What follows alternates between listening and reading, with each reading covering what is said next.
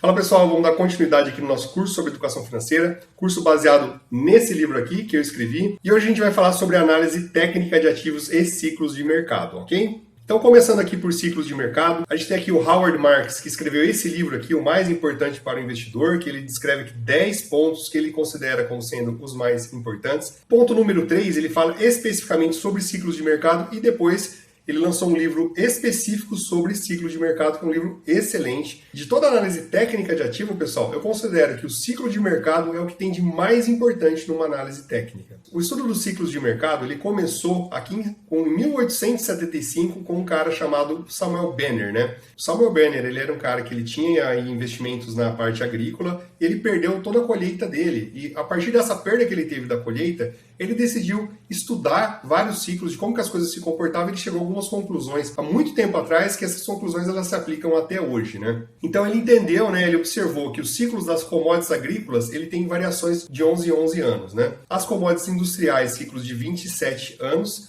e acaba afetando todo o mercado financeiro por ser uma reação em cadeia, né? As previsões que ele fez lá em 1875, elas vêm se mostrando bastante coerentes, né? Não são perfeitas, até porque considerando, né, os poucos recursos que esse cara tinha lá atrás para fazer essas previsões, né? Então, nas profecias que ele publicou aqui, né, ele identificou momentos em que teria pânico aqui, vendas em massa e quedas em massa aqui, né? Quando isso ocorreu e quando iria acontecer novamente, né? Aqui no B, né, anos bons, os preços estão altos, então bons momentos aqui para vender ativos de qualquer tipo. E o C como sendo anos aqui difíceis, né? Então, para preços baixos, então bons anos aí para comprar ações e segurar até que esteja um ano bom aí para venda. Então, isso aqui ele escreveu lá atrás, né? E a gente vê que isso vem se mantendo real até hoje, né? Então, o que o Samuel Banner identificou lá atrás, ele não sabia que tinha essa relação, mas hoje a gente já consegue saber, é que existem relações com os ciclos solares, ciclos de manchas solares ou ciclos de Schwab, que são ciclos que duram 11 anos, né? Então, hoje a gente sabe que esses ciclos de manchas solares, eles influenciam em toda a parte agrícola e, como o Samuel Banner falou, toda a parte agrícola commodities, elas vão impactando em cadeia em outros mercados, né? Então, é como se a gente falasse que a força do Sol ou interferências magnéticas que a gente tem em relação ao Sol, isso afeta toda a parte agrícola, né? E a gente tem também os ciclos de Gleisberg, né, que podem variar até 121 anos. Então a gente vê que aqui os ciclos de Schwab, de 11 em 11 anos, mas que eles seguem ciclos maiores aqui que podem chegar a 121 anos. E existem outros tantos e tantos ciclos que eles acontecem, independente do planeta Terra, né? Eles acontecem de tempos em tempos, mas que acabam afetando a gente de alguma forma. E afetando também todos os mercados, né? Bom, e quando a gente olha aqui os ciclos de mercado, a gente tem que lembrar aqui da terceira lei de Newton também, né? Terceira lei de Newton que fala sobre ação e reação. Então o mercado, existe um valor que seria o valor justo do mercado, mas como o mercado ele é composto por pessoas, as pessoas elas têm um forte componente emocional nas decisões que elas tomam, então isso fica variando, né? O valor justo de um ativo, seria um valor racional aqui, ele fica variando entre pontos aqui de otimismo, né? E pontos aqui de pessimismo. Essas variações, né, esses extremos de variações a gente chama aqui de volatilidade. Então, nos pontos aqui de pessimismo, né, os investidores eles tendem mais a vender, do otimismo eles tendem mais a comprar, os donos dos ativos, né, desejam se desfazer dos ativos, já no ponto de otimismo eles estão felizes por ter os ativos, o preço do ativo fica baixo, o otimismo fica alto, disponibilidade de crédito, né, também baixa aqui no pessimismo, alto no otimismo, acesso a empréstimo é difícil no pessimismo, é fácil no otimismo, coragem para assumir risco aqui é baixo no pessimismo e alto no otimismo, condições contratuais aqui na parte do pessimismo elas são muito restritivas, no otimismo é muito flexível, notícias sobre investimento só tem notícia negativa no período pessimista e notícias sobre investimento só tem positiva aqui nos momentos otimistas. Taxa de juros é alta no pessimismo, é baixa no otimismo. Em contrapartida, a perspectiva de retorno sobre o investimento ela é alta aqui no pessimismo e ela baixa no otimismo. Então a gente percebe que nos momentos otimistas existe uma série de ações que vão alimentando ainda mais o otimismo. E nos momentos pessimistas existem uma série de ações que vão alimentando ainda mais o pessimismo. Ponto importante é que o melhor momento para comprar é quando todo mundo está pessimista, o melhor momento para vender é quando todo mundo está otimista. Então isso acaba gerando uma situação de que nos momentos otimistas, né, o preço do ativo está mais caro do que ele deveria estar, e nos momentos pessimistas o preço dos ativos está mais barato do que deveriam estar, né? Quando a gente olha aqui, isso aqui vai se realimentando, né? Então a baixa do valor do ativo é tristeza, medo para investir, menos gente investindo, né? Alta taxa de juros, condição mais rigorosa, difícil acesso aqui a crédito, pior resultado, notícia negativa. Isso vai se realimentando aqui. Até que chega um momento que o preço do ativo caiu tanto, ele está tão barato, muito mais barato do que deveria estar, em que começa a virar isso aqui para um ciclo positivo, né? Então você passa a ter condição mais flexível, né? Mais fácil acesso aqui a crédito, melhor resultado das empresas, notícia positiva, o valor alta no valor dos ativos, alegria, coragem para investir, mais gente investindo, baixa taxa de juros. Isso também vai se realimentando, até que o valor do ativo fica mais caro do que deveria estar. Começa todo mundo a vender, entra todo mundo aqui no ciclo negativo novamente, né? Aqui o Wall Street Chit Chart aqui também, ele coloca várias emoções aqui ao longo do ciclo do ativo. A gente vê que o ativo fica muito caro, né? Até atingir aqui a euforia, depois ele vem aqui até atingir a raiva, a depressão, né? Descrença, depois começa esse ciclo aqui novamente. Então, tem momentos aqui de contração e momentos de expansão, né? Contração é quando o mercado cai, expansão é quando o mercado sobe. A gente pode ver isso aqui também através dos emojis, né? Então, aqui todas as emoções aqui dos emojis ao longo dos ciclos, né? Aqui todo mundo mais otimista do que deveria estar, depois mais pessimista do que deveria estar. E o investidor de sucesso, ele mantém uma postura, uma emoção mais constante, mais perto do constante possível ao longo do ciclo, né? O Warren Buffett, que é o maior investidor de todos os tempos, ele fala, né?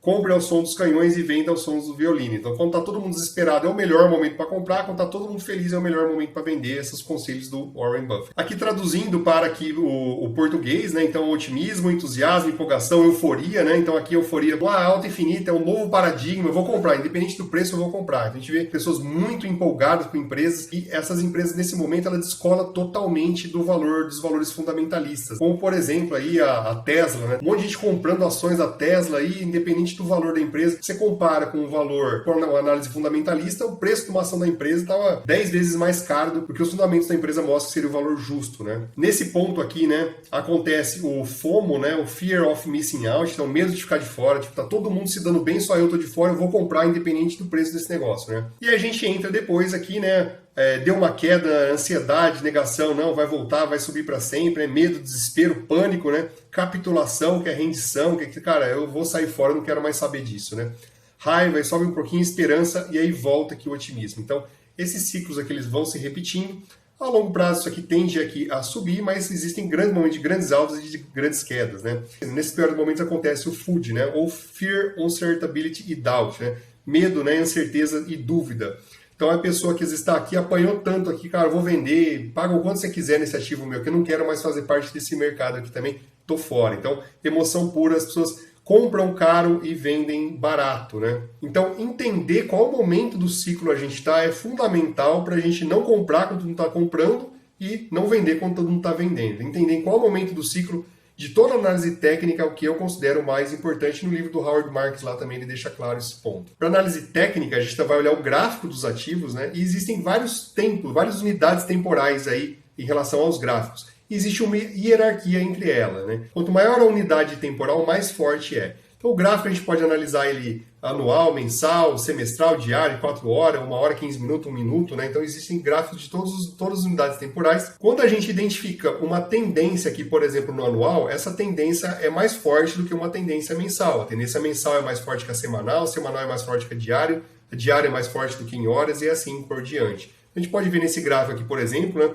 Se essa aqui é uma unidade de tempo e você divide isso aqui em tempos menores, você vai perceber que existe um sobe e desce aqui, mas que segue uma tendência maior. Você vai para uma unidade de tempo menor, existem sobes e desce aqui, mas que segue, né, segue uma tendência mais forte. Então, esses gráficos aqui mostram essa hierarquia de unidade de tempo quando a gente olha gráficos, né? E outra coisa importante também é a gente entender entre a diferença das escalas linear e logarítmica. Então, linear é aquilo 10, 20, 30, 40, 50. O logarítmico é aquilo que é 1, 10, 100, 1000, 10 mil. Quando a gente analisa tempo gráfico, as conclusões mais coerentes elas são obtidas quando a gente olha na escala de tempo logarítmica e não na escala de tempo linear. Aqui, por exemplo, a gente olhando aqui o S&P 500, essa aqui é uma vista numa escala logarítmica, essa vista de baixo aqui é numa escala linear. Então, é fácil a gente ver, já que são os mesmos dados aqui, é só a escala, né? Só a unidade da escala aqui que a gente está vendo cada um dos gráficos, que é mais fácil a gente identificar uma tendência aqui e projetar. Fica muito mais fácil a gente projetar no logarítmico do que a gente projetar no linear. A gente vai encontrar variações muito mais bruscas no linear e no logarítmico essas variações elas são menos bruscas, né? Para entender o momento do ciclo que a gente está, a gente pode fazer regressões lineares. São equações matemáticas que elas representam uma curva.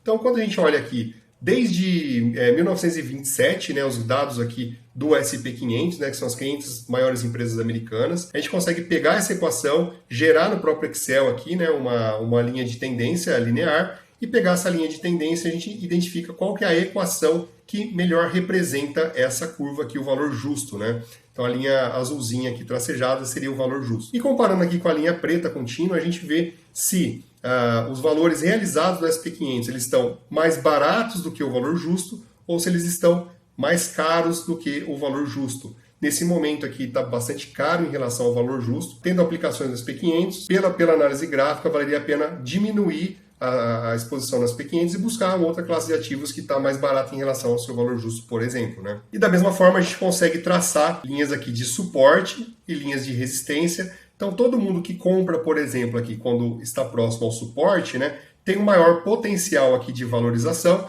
Quem compra nos momentos aqui de resistência, né, tem um menor potencial de valorização, inclusive pode desvalorizar, pode ter grandes correções aqui, quedas bastante grandes, né?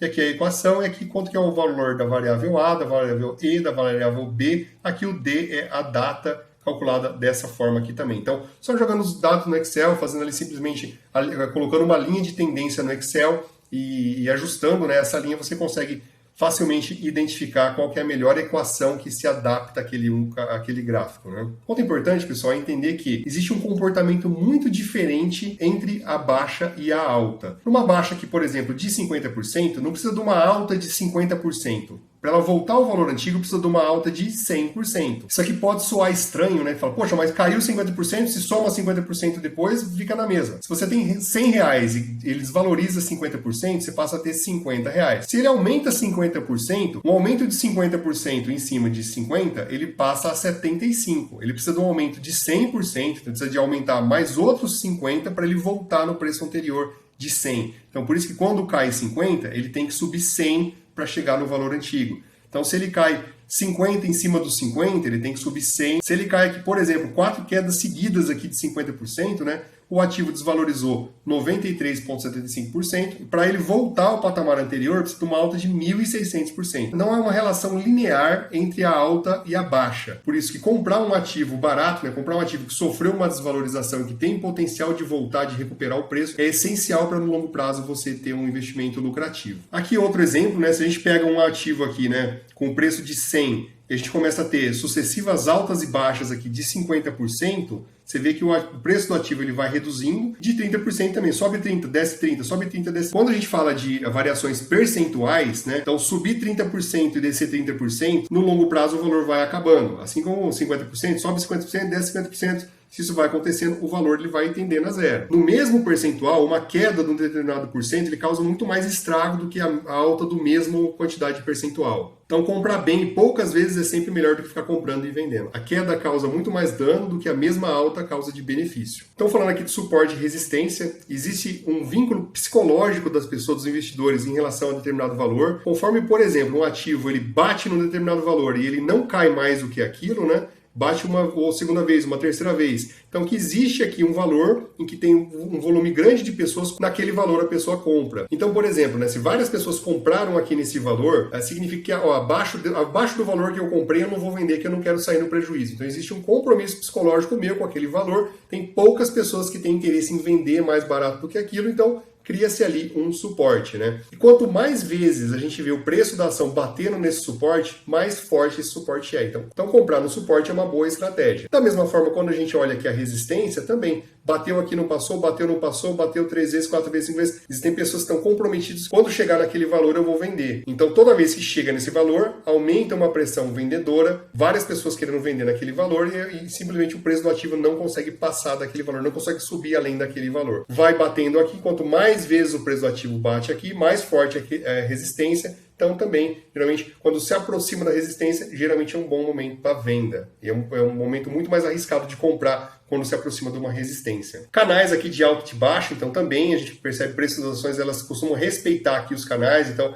ela vai oscilando dentro do intervalo aqui inferior e superior, isso aqui vira um suporte, isso aqui vira uma resistência, até que chega um momento em que tem um rompimento aqui do canal. Então a ação deixa de respeitar esse canal e aí ela vai seguir uma outra tendência. E aqui o canal de baixa também, a gente tem um suporte do canal de baixo, uma resistência do canal de baixo. O preço da ação vai respeitando esse preço até que rompe o canal e muda a tendência. Geralmente, momentos em que a ação sai daquele canal, né, pode representar um bom momento também para compras. Ou também pode representar um bom momento para venda. Bom, ondas de Elliott. O Ralph Nelson Elliott ele identificou que existem momentos de alta seguidos de momentos de correção. Então, geralmente, né, segue isso aqui. 1, 2, 3, 4, 5, A, B, C. Então, sobe aqui, corrige aqui. Depois esse ciclo se repete, sobe, desce e tal.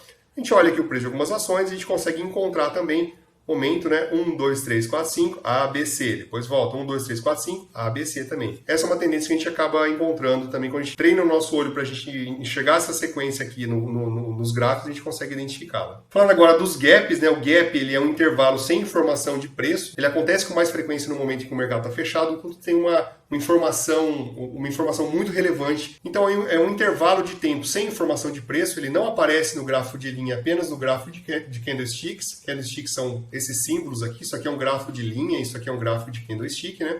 E mais de 90% dos gaps eles são fechados mais cedo ou mais tarde. Pode demorar, mas acaba fechando, mais de 90% das vezes os gaps acabam fechando. Então, quando a gente olha aqui, por exemplo, né, tinha o preço de uma ação aqui e depois ele caiu aqui para baixo, ficou um intervalo aqui sem o preço, né? Então, o preço da ação continuou caindo, tal, voltou aqui, abriu um segundo gap aqui embaixo, mas já fechou logo na sequência, né? Então o B aqui fechou o gap número 2, e lá na frente a gente vê que o A aqui acabou fechando o gap número 1. Então esse intervalo aqui que tinha ficado sem informação de preço de negociação, ele lá na frente ele foi fechado aqui no ponto A. Abriu um outro gap aqui, veio aqui o C e fechou o gap número 3. Então, mais cedo ou mais tarde, gaps acabam fechando com mais de 90% de certeza. Outro ponto relevante aqui em relação à sequência de Fibonacci, né? O Fibonacci, Leonardo Fibonacci, ele identificou que na natureza, vários pontos da natureza eles seguem essa sequência. Ela é calculada, né? Você seguindo aqui o número, né? Você soma um número com o número anterior, então 1 mais 0 dá 1, 1 mais 1 dá 2, 2 mais 1 dá 3, 3 mais 2 dá 5, 5 mais 3 dá 8, 8 mais 5 dá 13, 8 mais 3 dá 21, 13 mais 21 dá 34. E quando você divide esse número pelo anterior, vai chegando num número que tende aqui a 1,618 ou 61,8%. Esse número na natureza, a gente pode encontrar em várias coisas, desde o formato aqui de conchas, de tufão, formato de galhos de árvore e assim por diante. E além de na natureza, no mercado financeiro também. Quando a gente traça aqui uma curva de 0% até 100%, a gente busca aqui 61% acaba sendo grandes informações de suporte de resistência a esses números de Fibonacci. E não só os 61,8%, mas também, né? A gente chama aqui o número de Fibonacci aqui de Fi, né? Uma homenagem aqui ao Fibonacci, né? Então 61,8, mas além disso, né? O Fi ao quadrado, que é 38,2, ou 1 menos Φ também dá o mesmo valor, ou Φ ao cubo aqui, todos esses pontos, né, que tem a ver com Φ, eles acabam formando pontos de suporte e resistência. Então aqui, por exemplo, aqui 0%, 100%, aqui os números de Fibonacci aqui no meio, a gente vê que formam grandes pontos aqui de reversão de tendência, de suporte e de resistência também. Outra técnica bastante utilizada é a utilização de médias móveis. Uma média móvel ela representa um valor mais real em relação ao preço do ativo. As informações, existem muitos componentes emocionais no preço do ativo. A média móvel ela filtra esses ruídos, tanto muito otimistas quanto muito pessimistas, né? Então a gente percebe que geralmente o preço dos ativos ele oscila em torno das médias móveis, né? Eu particularmente gosto de uma média móvel aritmética de 200 dias, é o que eu mais utilizo, e uma média móvel exponencial de 50 dias, né? A média móvel aritmética, ela também é chamada de média móvel lenta, média móvel exponencial, ou MME é chamada também de média móvel rápida. A diferença, né? Na média móvel lenta, todos os dias, né? Todos os períodos ele tem o mesmo peso. Na média móvel exponencial, os dias mais recentes têm um peso maior, os dias mais longos têm um peso menor. Então a gente vê aqui, né, uma média móvel rápida, como realmente ela se move numa velocidade mais rápida, a média móvel lenta se move numa velocidade obviamente mais lenta, né? O cruzamento de médias móveis, ele pode identificar uma boa oportunidade de compra. Então quando a média móvel rápida cruza a média móvel lenta, esse cruzamento de média ele mostra uma mudança de tendência de mercado. Também quando a gente tem um grande deslocamento aqui do valor do ativo em relação à média, e aí você tem a média móvel rápida, né, mudando de tendência, então deve ter uma correção, né, aqui do preço do ativo buscando, né, a média móvel lenta. As médias móveis elas também têm um comportamento de suporte e de resistência.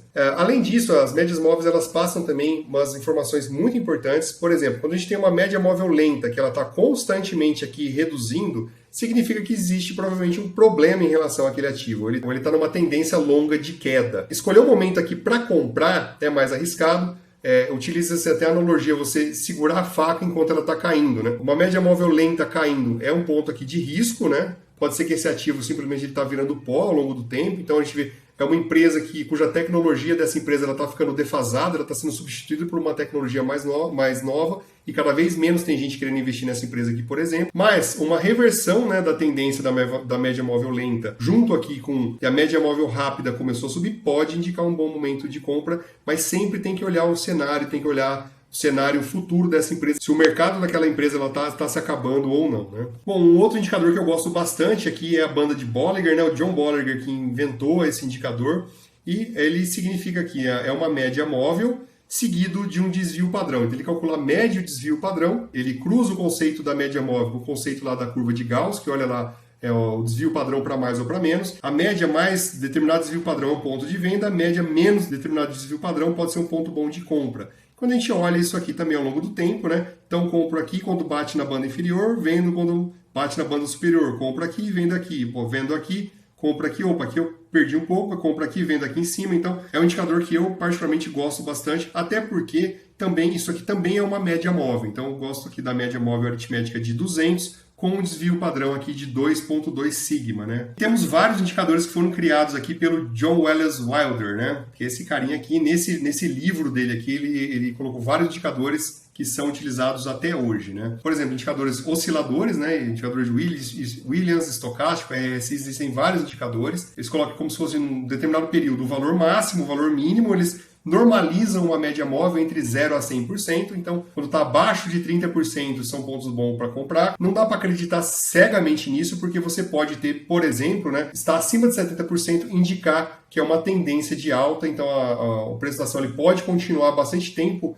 acima dos 70%, indicando uma tendência consistente de alta. Os indicadores, basicamente, eles indicam, mas não dá para tomar uma conclusão baseada apenas no indicador, né? É que o indicador Williams é outro oscilador, estocástico também é outro oscilador, os funcionamentos aqui muito parecidos, aqui é a fórmula do RSI. Entre todos os osciladores, o RSI é o que ele considera o mais consistente, né? Outro indicador aqui, o SAR parabólico também, então tem uma fórmula aqui para calcular. Ele é muito utilizado também para identificar pontos aqui de mudança de tendência, né? Então a gente vê aqui, por exemplo, né, quando as bolinhas estão abaixo aqui do valor da ação é uma tendência de alta, quando as bolinhas estão acima do valor da ação é uma tendência aqui de baixa. Então quando você consegue identificar aqui pontos de mudança de tendência, isso aqui também é utilizado como stop gain, stop loss, a gente vai falar mais para frente, mas que são pontos de você ir ajustando, né? Poxa, se o valor da ação cair abaixo do que está a bolinha aqui, é um ponto para eu vender, né? A partir do momento que eu identifico aqui que o valor da ação, né, ele encostou aqui no SAR aqui de venda, então a tendência reverteu, pode ser um bom momento aqui de compra. Falando aqui ainda do John Wallace Wilder aqui também, ele criou o indicador direcional.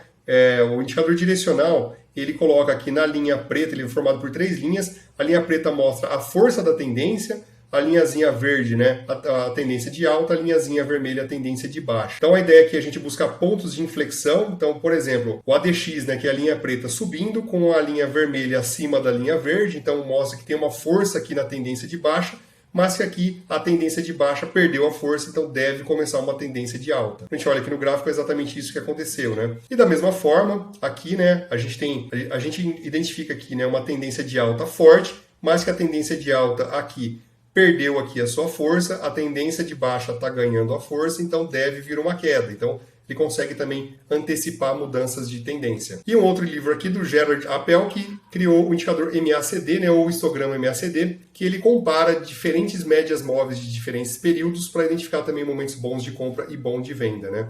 Eu acho que o histograma MACD, que é isso aqui, mais fácil de ser interpretado do que o próprio MACD. Então, é a diferença entre médias móveis de diferentes períodos ou de diferentes velocidades, quando, né, aqui ele mostra que a ação aqui está barata, mas que está começando a mudar a tendência para uma alta. Então veja aqui momento de compra. Já que a ação está cara, começou a cair, mudando a tendência aqui para queda, momento de venda. Novamente aqui a ação está barata, mudando a tendência para alta, momento de compra. A ação está cara, mudando a tendência para venda, momento de venda. Então a ação cara, mas mudando a tendência aqui para venda. e aqui a ação barata, mudando a tendência para alta e assim por diante. Então a gente consegue também utilizá-lo como um antecipador do que vai acontecer com o valor da ação. Falando agora aqui dos candlesticks, né? Candle significa vela, então isso aqui é uma forma de visualizar gráfico, foi criado aqui primeiro nas bolsas de arroz, de negociação de arroz lá do Japão. Acabou se popularizando porque ele passa 4 informações muito importantes. Nesse caso aqui, por exemplo, esse candle branco ou candle verde, né? O candle sempre mostra o preço da abertura, mínima, máxima e fechamento. Então, um candle branco aqui ou um candle verde, ele mostra, quando ele é branco, né, que o fechamento foi maior do que a abertura. A gente vê aqui o fechamento maior do que a abertura, então ele tem a cor branca. Aqui, a barrinha de cima aqui, né? A sombra superior mostra o valor máximo, a sombra inferior mostra o valor mínimo. Então o candle ele consegue resumir o que aconteceu com a ação num período. Quando ele tem a cor vermelha ou a cor preta, significa que o fechamento foi menor do que a abertura. Então a gente olha aqui, por exemplo, o preço de fechamento menor do que o preço de abertura. Tem também aqui a sombra mostrando o valor máximo, o valor mínimo, então por isso o candle preto ou candle vermelho. Já esse outro aqui, seguindo a mesma linha, né? A gente vê que não tem a sombra de cima aqui, porque significa que o valor máximo é o valor do fechamento. Então também ele tem a cor branca, né, ou a cor verde, porque o preço de fechamento foi superior ao preço da abertura, mas ele teve um valor mínimo aqui que ele atingiu ao longo desse período, né. Esse outro aqui, né, que não é nem branco nem preto, significa que o preço da abertura e do fechamento aqui foram nos valores iguais, mas que ele teve um valor mínimo ou valor máximo ao longo do dia, né. Pode ter atingido primeiro o máximo, depois o mínimo, ou primeiro o mínimo, depois o máximo. Isso aqui é importante, que se representa aqui uma reversão de tendência. Esse é um candle muito importante. E ele pode também ser totalmente branco, né, ou verde, ou também ser totalmente vermelho ou preto. Aqui a gente está falando que o preço, né, coincidiu o preço da abertura com o mínimo, o preço do fechamento aqui com o máximo. Ele teve esse comportamento, então por isso que ele não tem a sombra nem em cima nem embaixo, que coincidiu o preço da abertura com o mínimo, o fechamento com o máximo. Se ele fosse todo preto, então abriu aqui na máxima e fechou na mínima. Cada candle ele tem uma força para mostrar a tendência, então aqui uma força de alta, esse candle aqui é uma força de alta muito grande. Esses candles aqui de alta, esse aqui tem uma força maior que esse, que tem uma força maior que esse, assim por diante. Esse aqui é um candle de reversão, esse aqui é um candle de baixa muito forte, esse aqui é um pouco menos forte. Depois esse e depois esse aqui também. Tem muita coisa para estudar em relação ao candlestick, tem livro só disso, aqui tem vários gráficos aqui mostrando tendências. Conforme a gente vai estudando, a gente vai identificando algumas tendências, alguns comportamentos importantes em relação ao candlestick. Tem muita coisa para estudar, nesse resumo aqui mostra os principais pontos, então quando a gente vê aqui, por exemplo, né, vai caindo, caindo, caindo e tem esse aqui que é chamado de martelo, né? Isso aqui é um forte indicador aqui de mudança de tendência. Aqui também, então vários candles aqui mostrando queda, depende de basta ter uma alta aqui. Então aqui é o candles que mostra a reversão aqui de tendência. Da mesma forma aqui também, você tem uma alta aqui, depois tem esse candle que é conhecido aqui como enforcado, né? Ou estrela cadente aqui também. Esses candles que mostram uma reversão de tendência da alta para a baixa, né? Então o principal dos candles é a gente identificar mudanças de tendência, mas conforme o tempo vai passando e vai pegando prática, a gente consegue identificar aqui várias tendências prováveis futuras baseadas nos candles. E também esquecendo o candle agora, né? Existe, quando a gente olha aqui gráfico de linha ou até gráfico de candle, a gente consegue identificar alguns padrões. Então aqui, por exemplo, né, o triângulo simétrico, o triângulo ascendente. O comportamento futuro, ele tem uma probabilidade maior de acontecer baseado no comportamento aqui de cada figura geométrica que a gente encontra. Então, aqui um triângulo simétrico, ele deve ser uma continuação do movimento anterior, assim como também o triângulo ascendente. Esse aqui é o ombro, cabeça, ombro invertido. Então, eu passei a ter uma mínima menor que a mínima anterior, depois uma mínima maior do que a mínima anterior. Então, isso aqui deve significar uma mudança aqui também de tendência. Esse aqui é o cup and handle, né? Ou forma essa xícara aqui com a hastezinha dela, então deve continuar o movimento de alta. Esse padrão aqui identifica provavelmente uma mudança de tendência aqui de baixa para alta. De forma análoga também, a gente tem os padrões invertidos aqui, o ombro, cabeça, ombro, indicando que mudou de uma tendência de alta para uma tendência de baixa. A xícara invertida aqui também. O triângulo aqui também invertido. Padrões aqui do retângulo, né, que é uma continuação, que vinha uma alta, ela se estabiliza aqui um tempo, depois continua alta. Esse aqui que é conhecido como uma bandeira de alta, então também vinha uma alta aqui, estabiliza aqui, depois a tendência continua e por aí vai. Tanto vale para alta quanto vale para baixa também. Pegando prática, a gente começa a olhar o gráfico e identificar essas formas geométricas aqui também nos gráficos. Então, pessoal, esse foi um resumo aqui dos pontos da análise técnica, nos principais indicadores e formas de análise aqui, na minha opinião. Dá para aprofundar bastante cada um deles, mas o objetivo desse curso é ter uma visão mais superficial mesmo, para dar oportunidade depois de cada um de pode aprofundar naquilo que achou mais interessante e faz mais sentido para cada um, né? Por favor, curta esse vídeo, comente, compartilhe ele com as pessoas que você acha importante entender esse conteúdo. Aqui estão as minhas redes sociais, aqui estão as carteiras aqui, Bitcoin e Satoshi aqui para receber doações, doações em Pix também. E se quiser dar aquela força também comprando o livro, está disponível aí na Amazon e nas principais livrarias online. Agradeço muito a atenção de vocês e até a próxima.